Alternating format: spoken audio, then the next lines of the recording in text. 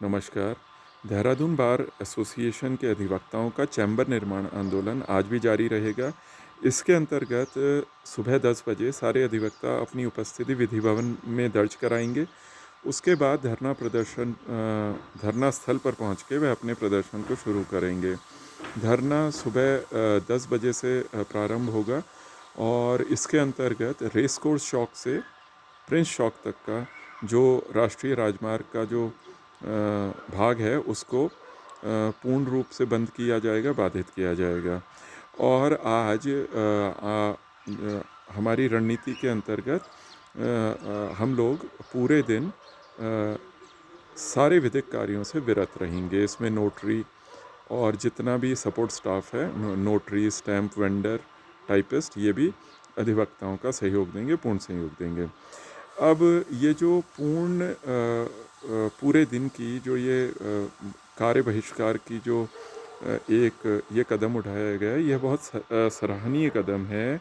क्योंकि अगर अधिवक्ता को सरकार से, समाज से, लोगों को अपने कार्य के महत्व का अगर उनको एक्नॉलेजमेंट करवाना है, तो इसके लिए ये ज़रूरी है कि वे अपनी सेवाओं को स्थगित करें और उनको सेवाओं से अपने को दूर रखें।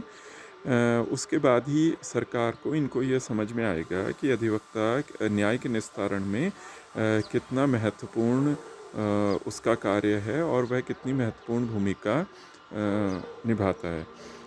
इसके अतिरिक्त मैंने यह बात एक बार पहले भी कही है कि जब हम किसी आंदोलन को करते हैं तो हमारे पास जो किसी भी लोकतंत्र में किसी भी आंदोलन को चलाने के लिए जितने भी हमारे पास इंस्ट्रूमेंट होते हैं, जितने भी हमारे पास चीज़ें होती हैं जिनको हमको उन सबको यूज़ करना चाहिए। आज के समय में हम देखिए दो चीज़ कर रहे हैं, चक्का जाम कर रहे हैं और साथ में हम जो हमारा कार्य बहिष्कार है उसको भी कर रहे हैं। लेकिन इसके साथ ही हमारे को जो और सारी चीज़ें वो भी करना चाहिए। काली पट्टियाँ बांधनी चाहिए, काले झंडे दिखाने चाहिए। जो भी लोकतांत्रिक तरीके से शांतिपूर्ण प्रदर्शन के जितने भी तरीके हैं उनको सबको हमने इस्तेमाल करना चाहिए।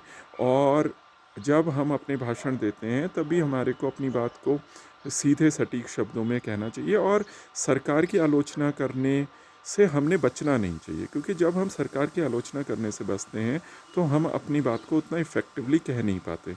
जितने भी लोकतंत्र में धरना प्रदर्शन के, आंदोलन के जो भी तरीके हैं उनको हमने अच्छे से इस्तेमाल करने चाहिए, अपने पूरे फ़ायदे के लिए इस्तेमाल करना चाहिए। धन्यवाद।